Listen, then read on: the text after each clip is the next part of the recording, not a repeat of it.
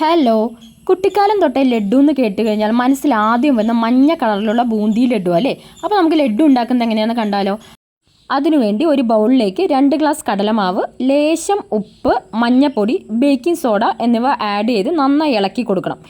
ഇനി ഇത് നന്നായി മിക്സാക്കിയതിന് ശേഷം നമുക്കിതിലേക്ക് വെള്ളം ആഡ് ചെയ്യണം. വെള്ളം ആഡ് ചെയ്യുമ്പോൾ ഒരുപാട് ലൂസ് ആവാനോ ഒരുപാട് ടൈറ്റ് ആവാനോ പറ്റില്ല. ഒരു ആവശ്യത്തിനുള്ള അതിൻ്റെതായ ഒരു കൺസിസ്റ്റൻസിയിൽ നമുക്ക് പതുക്കെ വെള്ളം ആഡ് ചെയ്ത് കൊടുക്കാം. ഇതാണ് അതിൻ്റെ കൺസിസ്റ്റൻസി എന്ന് പറയുന്നത്. ഇനി നമുക്ക് ഇതൊന്ന് 10 മിനിറ്റ് റെസ്റ്റ് ചെയ്യാൻ വെക്കാം. ലഡ്ഡുവിനുള്ള ബൂന്തി തയ്യാറാക്കുവാൻ വേണ്ടി ഇതുപോലെ ഒരു സ്ലോട്ടർ സ്പൂണിലേക്ക് മാവ് ഒഴിച്ചു കൊടുത്ത് ബൂന്തി തയ്യാറാക്കി എടുക്കാം. ഇതുപോലെയുള്ള ഒരു സ്ലോട്ടർ സ്പൂൺ യൂസ് ചെയ്യുമ്പോഴാട്ടോ നമുക്ക് ബോൾ പോലത്തെ ബൂന്തി കിട്ടുക.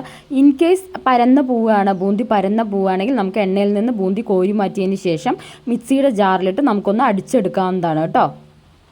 ഇതുപോലെ നമുക്ക് ബാക്കിയുള്ള മാവും ഒഴിച്ചു കൊടുത്ത് ബൂന്തി തയ്യാറാക്കി എടുക്കാം. എനിക്ക് അവസാനത്തെ ട്രിപ്പിൽ ഉണ്ടാക്കിയ ബൂന്തി പരന്ന് വന്നിട്ടുണ്ട് കേട്ടോ. അപ്പം ഞാൻ അതൊരു മിക്സിയിലിട്ട് അടിച്ചെടുത്തിട്ടുണ്ട്.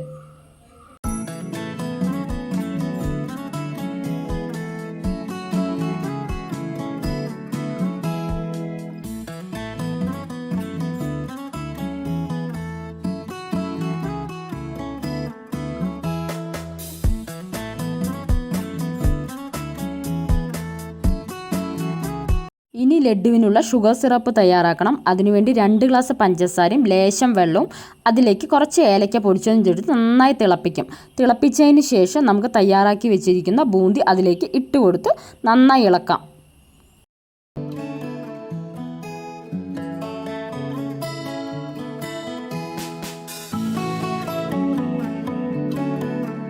തീ ഓഫാക്കിയതിന് ശേഷം നെയ്യിൽ വറുത്തുകോരിയ കാഷ്യൂനട്ടും കിസ്മിസും നമുക്ക് ലഡ്ഡുവിലേക്ക് ആഡ് ചെയ്യാം.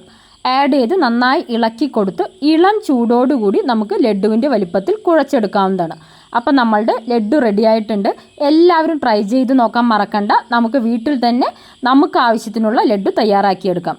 അപ്പോൾ വീഡിയോസ് ഇഷ്ടമായെങ്കിൽ സബ്സ്ക്രൈബ് ചെയ്യാനും ലൈക്ക് ചെയ്യാനും ഷെയർ ചെയ്യാനും കമൻറ്റ് ചെയ്യാനും മറക്കണ്ട. Okay, bye, see U.